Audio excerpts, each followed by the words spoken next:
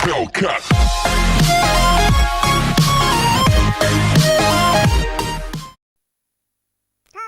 Hello and welcome back to the channel where we are once again reviewing another Saturn game, and today it is another fighting game. It's a 3D fighter this time, and it's the first ever 3D weapons based fighter, Battle Arena Toshinden, or more specifically the Saturn version Battle Arena Toshinden Remix. Now the Saturn version came out over a year after the original Japanese release of the PlayStation. That came out right at the start of 1995, whereas the PAL version of the remix came out in March 1996. How did it compare? How did it hold up? Did it have many improvements over the original PlayStation release? Well, the only way to find out is to sit back, relax, and enjoy my review of Battle Arena Toshinden Remix.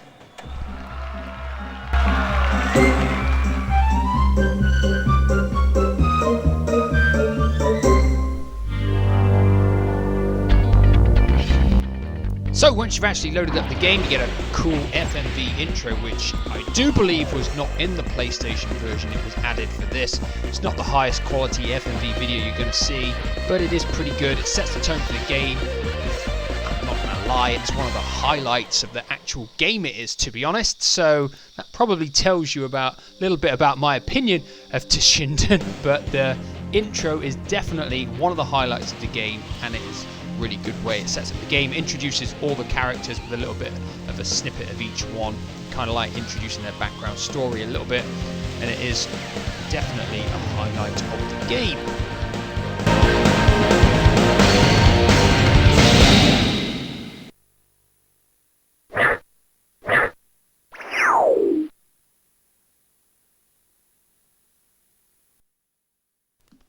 So once you hit the main menu and press the start button, you'll see you've got a story mode which has been added over the PlayStation version, your one-player game, which is your standard arcade mode, VS Human, VS Computer, and options. Going into options, it's pretty self-explanatory stuff. Easy and very easy, and if you set the game on easy or very easy, you can actually set special moves to certain buttons, making the game incredibly simplistic to play. About time, set points, starting HP for your characters, auto defense on or off, similar to X-Men Children of the Atom that I reviewed last time, and the controls, weak kick, stronger kick, weak slash, stronger slash, pretty simplistic. In fact, it's very simplistic, I'm not going to lie. Heading back to the main menu then, story mode is where the main juice of the game is at, and like I said, it's been added over the PlayStation version. It wasn't in that game. So onto the character selection screen, and for the story mode you can select from 8 characters: Aiji, Koyin, Sophia, yes, a bit of Sophia, Rungo, Foe, Mondo, Duke, and Ellis, and they're all uniquely different, they're all animated differently, and I do like this screen. I do like the art style for the characters and their images. I won't deny it, I definitely think that is actually one of the strengths of the game. Now with the story mode you get a background image and then a bit of text just kind of scrolls through the screen telling you some background information about the character that you've chosen before it leads in to the actual battles.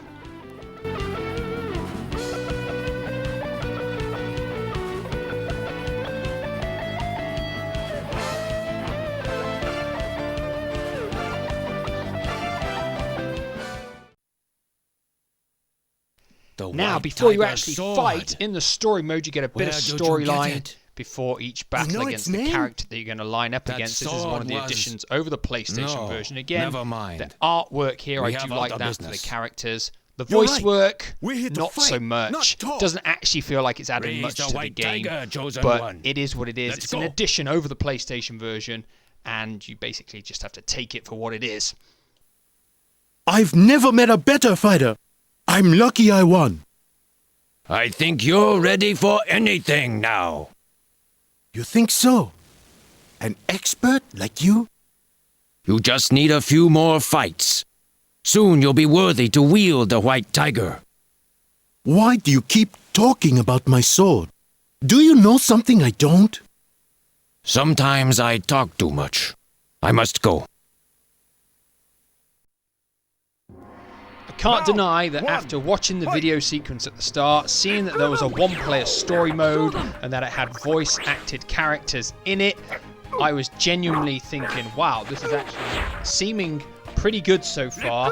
But then once you get into combat, that is probably where the positives end and the negatives start to overflow, because this game is probably one of the most shallow playing fighting games I've ever played. It is really simplistic. Like I said, with the controls, you've got a weaker slash attack, a stronger slash attack, a weaker kick attack, and a stronger kick attack. And if you put the game on very easy, you can just set your characters 3 special moves to a button, meaning you don't have to put your Street Fighter style command in.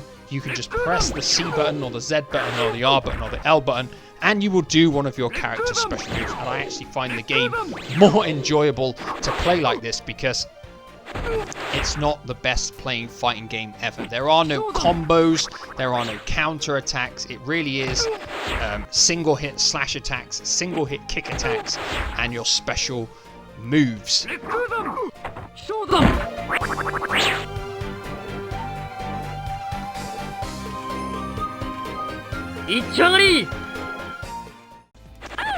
One thing you will definitely notice when you play the game is the delay from pressing the button to your character performing their attack, and this is for me the biggest criticism of the game, because it makes the game feel unresponsive and like you're not really in as much control as you want to be over your character in a game like this. Obviously Virtua Fighter had already come out before this, and Virtua Fighter Remix, so there was comparisons to be made, and in terms of the way that it played, it simply could not hold up to that quality of gameplay. Other issues with gameplay can include the camera sort of not resetting when your character gets up and you perform a move and you're not in line with your opponent, leaving yourself blatantly open to some form of counter-attack. I definitely think that should have been looked at more before this game was released. Show them! Another thing that you'll probably pick up on when you play this game is the fact that some of the characters are completely imbalanced when compared against the other ones. Some of them have incredibly weak special moves, whereas some of them have ridiculously powered ones which take off massive chunks of HP, meaning you'll be able to figure out which characters you prefer to play with pretty quickly and leave the other ones rotting in no man's land.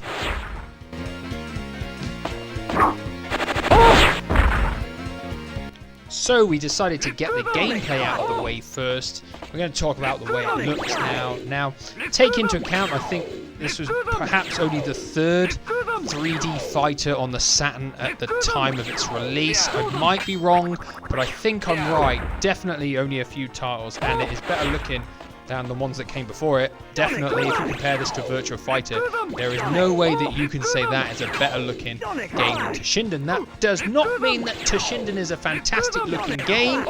Definitely isn't. I do feel it looks kind of drab. The environments aren't particularly exciting. The characters look reasonably good, I think, for the time, but there is some polygon clipping here and there, and though I don't usually talk about it, I don't actually think it looks as good as the PlayStation version. And there is one particular character in this game, Ellis, who has the worst mesh effect transparencies that I have ever seen on a game ever. Kyan, I'm sorry. Don't worry, Eiji. I can't defeat my father's killer anyway. Not if I fight that poorly. So once you've bashed your way through the first 4 characters in story mode, you'll finally come to Gaia. He's the 5th and final battle, if you've lost a round, that is. If you haven't lost any rounds so far, then you will go on to face Sho and Cupido as the 2 final bosses to get your true ending. Although I say true ending, your ending sequence is actually exactly the same as if you opened the game just defeating the standard 5 characters. So there's not really anything else in it apart from a little bit more snippets of voice acting and dialogue between each battle.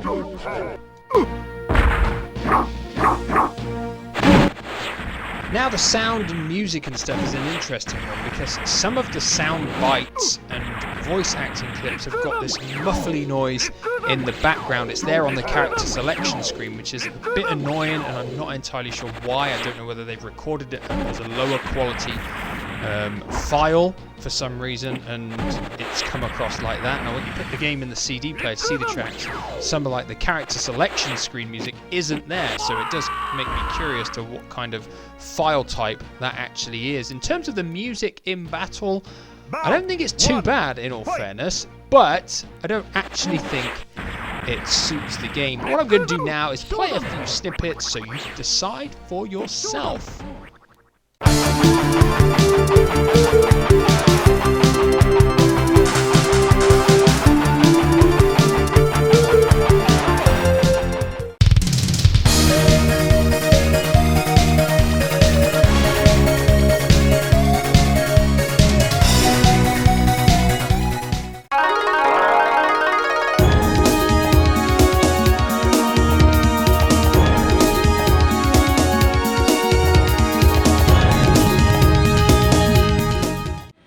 Now the standard one-player game is slightly different because you can pick from any of the characters, including the additional ones that you can unlock, and you basically go through fighting every single character on the game, pretty much like your standard arcade mode. There is no story interactions in between. It really is a case of beat one person, move on to the next until you've completed it in every single character.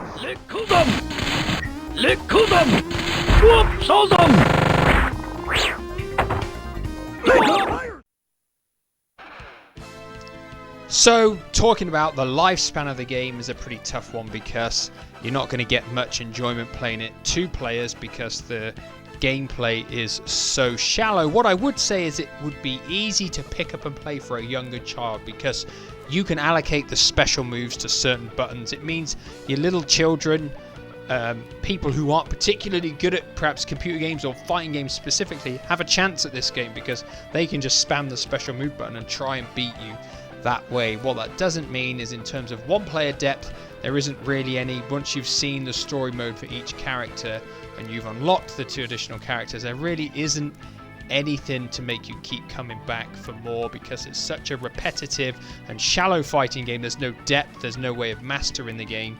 If you try and play it on hard or very hard, and I have done, it just becomes incredibly difficult because of the response time from the controls really condemn you in that regard. So is it worth buying and picking up now?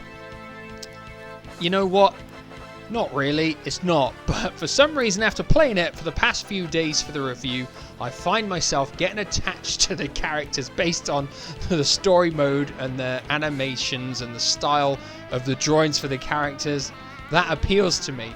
But in terms of the gameplay, no, it plays crap. I can't deny it, it's not a good playing fighting game. Now, apparently the sequel, Battle Arena Toshinden URA on the Saturn, is a better game. I've never played that. That's definitely going to be one I'd pick up at some point, but it is also much more expensive. Battle Arena Toshinden, if you can pick it up at CX, it's only £10, so it's relatively cheap. Getting it off eBay, probably a bit more expensive, but yeah, about that £10 mark is what you can expect to pay for it. It's not too bad for that. £10 worth of play isn't a lot, you know, get a weekend's play out of it maybe, doing all the story modes for each characters, and then you're probably going to put it on your shelf and not play it ever again, unless you want to put it in your CD player and listen to the soundtrack. That is it for today. Have you played Battle Arena Toshinden Remix? Do you own it? Is it one of your more favoured fighting games, or do you share my views with the shallow gameplay really hindering it and it really being a product of its time, more flash than substance? Thanks for watching. Subscribe, like the video, turn on your notifications if you want to keep up to date with all my Saturn reviews, and goodbye for now.